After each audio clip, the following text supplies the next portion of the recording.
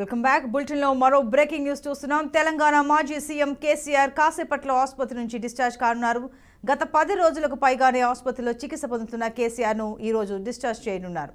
ఆసుపత్రి నుంచి డిశ్చార్జ్ అయిన తర్వాత కేసీఆర్ హైదరాబాద్లోని నందినగర్లోని తన పాత నివాసానికి వెళ్తారు. కాగా కేసీఆర్ ఎన్నికల ఫలితాలు వచ్చిన తర్వాత ఎర్రవెల్లిలోని తన ఫామ్ హౌస్కు వెళ్లారు. అక్కడ ఆయన పంచె తగిలి కాలు జారిపడడంతో తుంటి ఎముక ఫ్రాక్చర్ అయింది. దీంతో యశోద ఆసుపత్రి వైద్యులు ఆయనకు శస్త్రచికిత్స చేశారు. వేగంగా కేసీఆర్ కోలుకోవడంతో నేడు హాస్పిటల్ నుంచి డిశ్చార్జ్ చేస్తున్నట్లు ఆసుపత్రి వర్గాలు వెల్లడించాయి.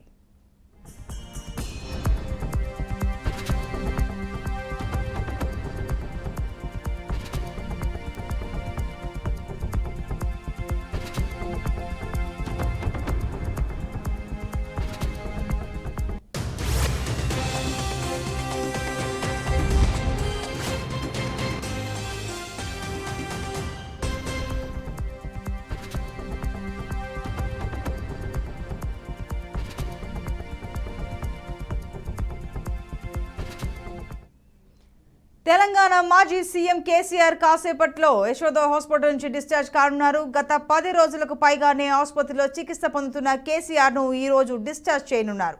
ఆసుపత్రి నుంచి డిశ్చార్జ్ అయిన తర్వాత కేసీఆర్ హైదరాబాద్ నందినగర్లోని తన పాత నివాసానికి వెళ్లనున్నారు.